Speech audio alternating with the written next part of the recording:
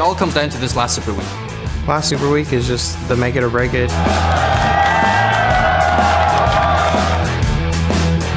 And it's going to be first blood for Sneaky. Second blood going over for Paul. That seeding is very important for us going into playoffs. With the flash, he lives. That fight goes to coast. There the rest of the team. A double kill. Beautiful play from Dexter and double it.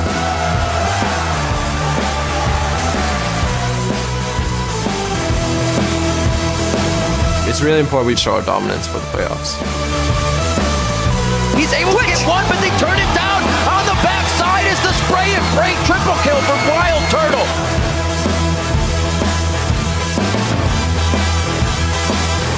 This Super Week is our last chance to show what we've got. Anything can happen. It's all going to come down to this.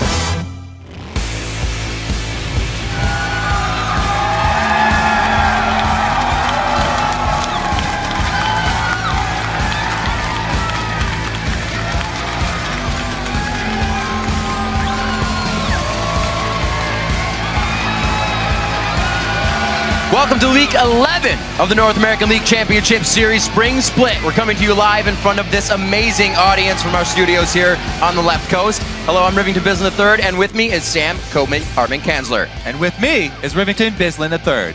Welcome. Welcome to the show indeed. Everybody, welcome to the LCS. We've had 10 weeks and 96 games so far, but in the next 3 days of Super Week action, we'll find out who goes to the playoffs and who has to fight through the summer promotion tournament for a chance to return to the LCS. And just to give you an illustration of just how wide open everything is, let's take a look at the bracket right now. Everything is up for grabs. We know TSM will have one of the first round buys, but whether they're first or second place has not been determined yet. Cloud9 and CLG are in the playoffs, and one of them will have the other buy, but we don't know which yet. And we will be revisiting the bracket throughout the week as it starts to fill out and take shape. But now let's do a quick rundown on where the teams stack up in the standings. Brought to you by the new season of Game of Thrones.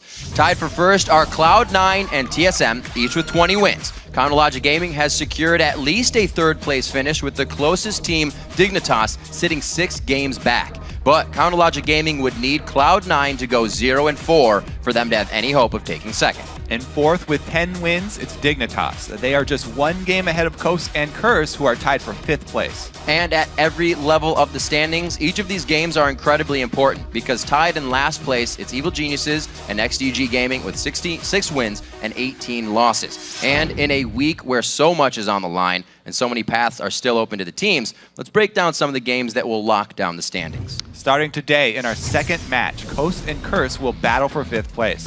The winner of that game is poised to challenge Dignitas. Curse will face off against Dignitas in our 4th match, so Curse could potentially end the day in the top half of the standings. Then in our 3rd match of the day, it's Counterlogic Gaming versus Cloud9. This is a big hurdle for Cloud9 if they want to secure first place.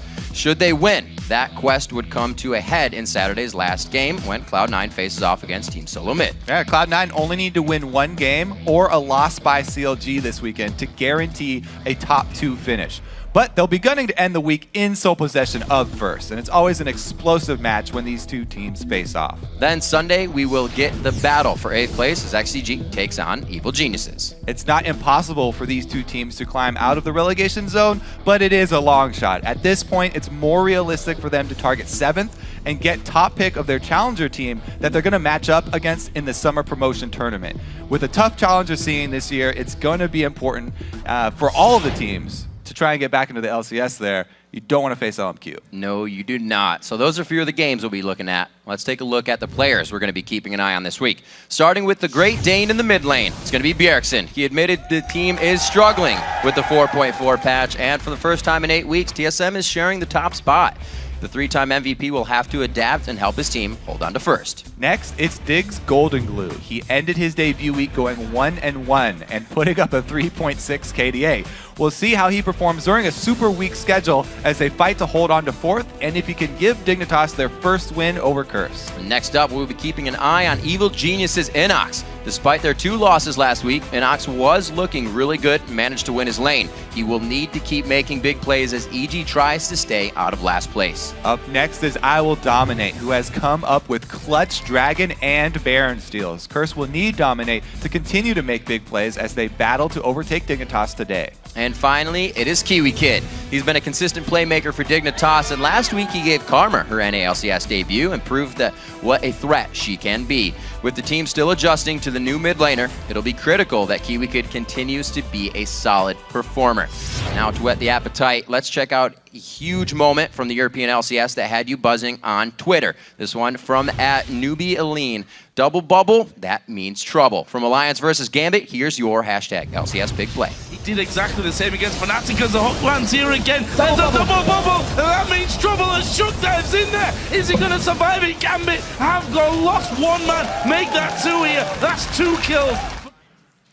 EU is always getting the Namis, getting the Karmas first, and they make some pretty awesome plays. Got to see NA start breaking out of the box. And Yeah, Alliance are looking great. I've definitely been one of the teams that has surprised me, coming back so strong. Let's see what can happen for our Super Week. Be sure to share your favorite moments from today's 5 games by tweeting us at LOL Esports and use the hashtag LCS Big Plays. Now that the European Spring Split has concluded, let's check out the standings. And first, it's SK Gaming, followed by Fnatic in second, and Alliance slipped down to 3rd place, with Rokat right behind them in 4th. The European LCS Spring Split playoffs will begin on April 15th, so here's a look at the bracket. SK Gaming and Fnatic secured the first round buys in that. So the first to battle it out in the quarterfinals is Alliance versus Copenhagen Wolves.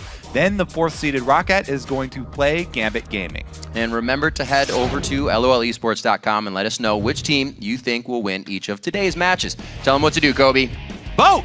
And also, you can go to the site and find the team stats, box scores, player interviews, and all of the games from this year that you missed, so you can rewatch them and level up your league play. You can also learn how to join us here in the studio to watch the pros battle it out in person. Just click tickets for all the details. Then we want to pick your brain, so hop over to Twitter and tell us which NA LCS player will shine during Super Week and why. Be sure to send them to us at LOL Esports, and be sure to use that hashtag of LCS. We'll be highlighting the best responses later in the show. But for now, let's send it over to Freak and Jat at the analyst desk. Thank you very much, Rev. Hey, everyone. I'm David Freak Turley. Alongside me is Joshua Jat Leesman. How's it going? I'm doing well, Freak. How about yourself? I'm doing awesome. It's good to be here in Super Week. It's going to be a week. Yes, it is. More super than usual. More super than usual. Supersized League of Legends. Supersized League of Legends. Great games overall, and a lot of playoff races. It's going to be fun. No 7-way tie in European LCS. That's a plus. Now, of course, as a split draws to a close, it's natural for teams to take a look back at the season and how they've gotten to where they are today. Yeah, and for the players of Evil Geniuses, the year has been full of highs and lows. Coming over to the States was a pretty big risk for us. Even from the start, could have ended up in the amateur scene as opposed to the LCS. It was definitely a risky move. We came in with the idea of finishing middle of the pack and maybe working towards the top. But that's not the case. I guess the highest point was just right after relegations because we had kind of crushed our opponent Priya, so we were feeling really good coming into the split. And look at Crippo! So happy to be through there, and they should be. That was an outstanding performance. One of the biggest challenges as a team has been finding out who we are, what style we play, what fits us best. Halfway through the season, we kind of found out who we were, but that was a little bit too late. Other hurdles came in our way, such as visas. We're on the tracks, and then we kind of fell off the tracks. And it's the worst time to do it towards the end of the season. The North American scene has been improving quite a lot from the last season. Cloud9 did an excellent job. TSM picking up Bjergsen just indicated that it would never be easy. I'm impressed by CLG as well, the way they stepped up. We have really close games with the top teams sometimes, but the problem is these things are happening all the time. And it doesn't matter if they're close games. If you're not winning, it doesn't matter, and we need to win.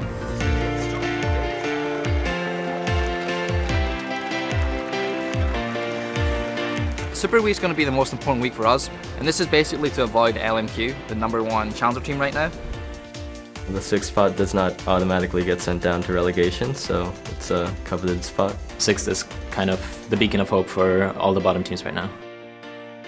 We basically want to try and get above Coast. We've slipped by the wayside. We're actually above them towards the end of the season, and we kind of slipped the last couple of weeks. The Nexus is in their eyes, 50 minutes into the game, and it's going to be everything that Coast needs to take the win. It really puts them far ahead of EG in that race for the last playoff spot. If we can get back above them, we avoid relegations, then you don't have this worry, this looming weight over your shoulder. People have been out getting their visas, and what we should focus on right now is getting back together as a team. There's not much time to scrim for us, but we can rely on core mechanics and then just try to play the game as smart as possible. We're coming into Super Week against really tough teams, CLG and TSM. Our first 2 games, those are really hard teams to play against right now. We've beat CLG before, we've had really close games with TSM, so I know we can win. It's just whether or not we can perform on the day. We'll just try and keep a positive mindset coming in to try and win as many games as we can. Can we put it all together for this last week? I think it's a lot to ask, but I think we can do it. I definitely think 4 games are still a good chance for us to make it into the 6th spot. We have one more chance at possibly making mistakes before it gets really dangerous, but we don't want to be in that spot. We want to win and we want to do our best.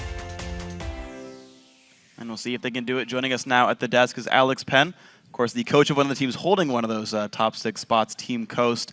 So coming into this one, of course, you're in a very tight playoff race. How are the nerves coming into Super Week? I mean, the nerves are always going to be a little bit of an issue, especially when you're sitting in tied for 5th right now with Curse. So the biggest, I think after today, we might be able to calm our nerves because looking at the teams below us trying to get our spot, they both have to go 4-0, and we have to go 0-4 for them to pass us since we win both tiebreakers. So I think the stress will be off after today if those teams drop a game and if we can win a game today against Curse.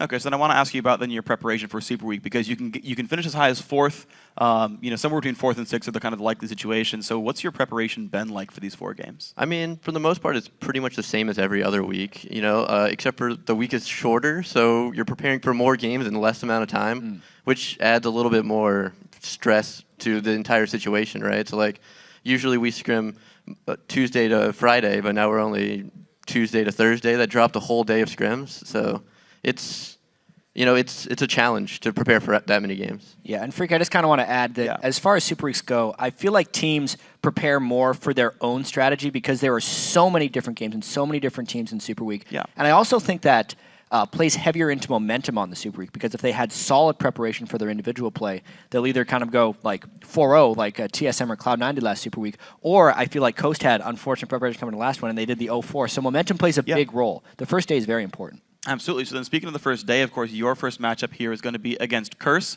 team you're fighting for, of course, for a top 5 spot. How do you feel about this matchup, Alex? I mean, I think it's going to be a really close match. I mean, it's definitely, they had our number at the beginning of the season, and we took a game off of them. So it's the most important match for us of the week. If we don't beat Curse, it's going to be really difficult to get that 4 or 5 spot, which ideally the Dignitas, us, and Curse are trying to avoid playing CLG in the first round, right? Yeah. They're on a really hot streak. So, I mean, the 4 or 5 spots are like the most important right now. I think that we're sitting comfortably in playoffs right now, and as long as, we can win a game and XDG and EG don't go 4-0, right? So it's mainly about beating Curse today. It's like the biggest game of the week for us. Okay, then I want to ask you guys then about the playoff race in general. You talk about not wanting to fight against CLG.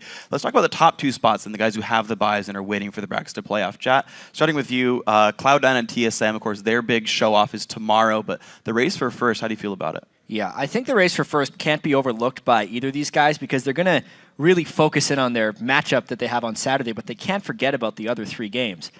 They've all dropped games when they shouldn't necessarily have been expected to, and they can't let that happen again. I think if I'm ranking the 2 teams right now, I would put Cloud9 a little bit ahead of TSM. TSM had a really weak showing last week, dropping 2 really early turns to Curse and losing to CLG, whereas Cloud9, we can't forget, they're on a 9-game winning streak. Everyone expects them to win, so you only notice them when they lose. I think they're really strong right now. Yeah, Alex, what are your thoughts? I'm basically the same boat as Jet.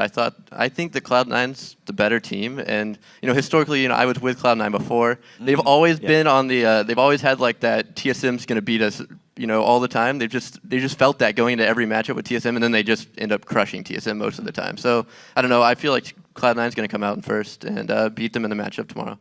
And so let's introduce another top team into the mix then. Counterlogic Gaming have looked awesome since they grabbed Dexter. 16-8, I believe the record is right now. So looking very, very strong overall.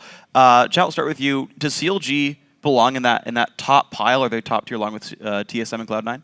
I actually think we're not going to be a 100% sure of that until playoffs, only because CLG has struggled with inconsistency for so long. They're on a longer hot streak than they ever have been, really, since picking up Dexter. But honestly, the inconsistency is still there. The last time we started to kind of crown them, they went and had a bad Super Week. They went 2-2. They have to perform once again. If they had a 4-0 Super Week, maybe I'll say they're there before playoffs, but they're still not quite. Alex, what are your thoughts on CLG? Honestly, I think CLG is one of the top. Like the top three would be them three right now. I think they're extremely strong with Dexter. The aggressive jungle style, you know, is better than I think the other junglers in LCS right now. Just because a lot of the teams pull back, coming from scrims into actual LCS, a lot of teams play less aggressive than they do in scrims because in scrims you're there to test to see how far you can go. And when you get into LCS, a lot of teams pull back quite a bit because they don't want to screw over their team by making a bad mistake in lane. And Dexter doesn't do that. He plays the same aggressive style, scrims and in LCS. That's cool to hear that CLG has this sort of new look about them. So then, kind of talking about new sort of looks for teams, let's talk about surprises then throughout this split so far. Any teams that have really surprised you with results? I mean, nothing is really that surprising when you look at it throughout this season. You know, we had Dignitas going on a super good run early, and then in traditional style have a really bad run. And then TSM and C9 at the top, I think, was pretty expected going into the season. So, I mean, the season's pretty predictable, I think. If you had guessed the order of the teams from the beginning of the season to now, I think it's about on par. Well, I would say my biggest surprise was the collapse of XGG throughout the year. Just last year being second place at the end of the regular season to now being tied for last going in. I don't think anyone expected the mess that happened with the role swaps coming in.